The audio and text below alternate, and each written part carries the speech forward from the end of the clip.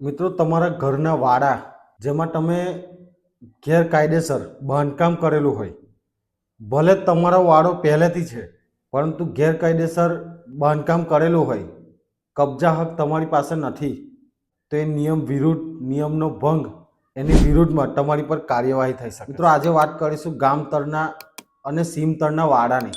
નમસ્કાર મિત્રો, હું રઘુવીરસિંહ ચૌહાણ.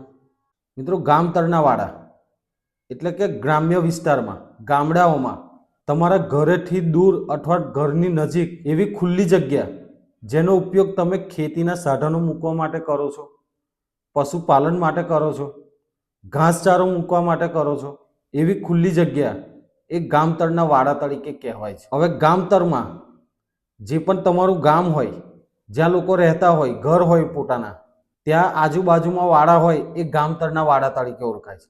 બીજી રીતે કે જે જગ્યા ગામતળ તરીકે નિમ કરેલી છે પરંતુ લોકો રહેતા નથી, ત્યાં ફક્ત વાડાનો ઉપયોગ થાય છે, તો તે પણ ગામતળના વાડા તરીકે જ કહેવામાં આવે છે. ત્રીજી રીતે ગણીએ કે જે જગ્યા પર લોકો રહેતા હોય, પછી ભલે એ જગ્યા ગામતળ તરીકે નિમ થઈ છે કે નહીં, પરંતુ ત્યાં લોકો રહે છે અને વાડા તરીકે લોકો ઉપયોગ કરે છે, તો તે પણ ગામતળના વાડા તરીકે જ કહેવામાં આવે છે.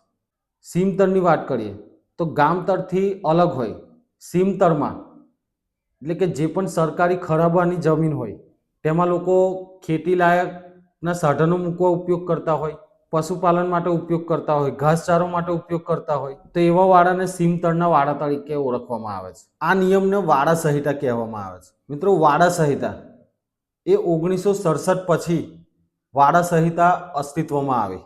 એટલે કે એમ સમજીએ તો જે પણ 1967 પહેલા લોકોના વાડા હતા અને કાયદાકીય રીતે નિયમબદ્ધ થયેલા હોય, નિયમ લાગુ કર્યો હોય, સરકારનો હુકમ હોય, તો તેની પર વાડા સંહિતાનો નિયમ લાગુ પડતો નથી.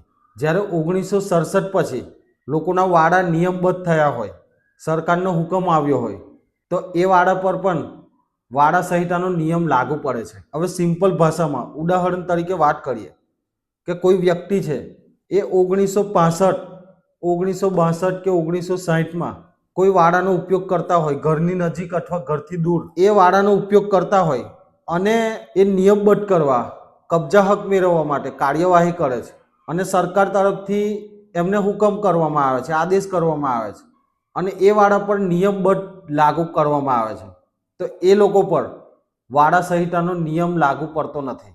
પરંતુ 1967 પછીના વાડા અસ્તિત્વમાં આવ્યા હોય અથવા તો જે 1967 પહેલા લોકો વાપરતા આવ્યા છે, જે વાડા વાપરતા આવ્યા છે, પરંતુ એની પર કોઈ કાર્યવાહી કરવામાં આવી નથી, એ વાડાનું તમારી પાસે કોઈ કાગળ નથી, એ સમયનું કાગળ નથી, તો એની પર વાડા સંહિતાનો નિયમ લાગુ પડે છે. એટલે વાડા પર કબજા હક મેળવવા માટે તમારે સૌ પ્રથમ કબજા હક મેળવવા માટેની કાર્યવાહી કરવી પડે.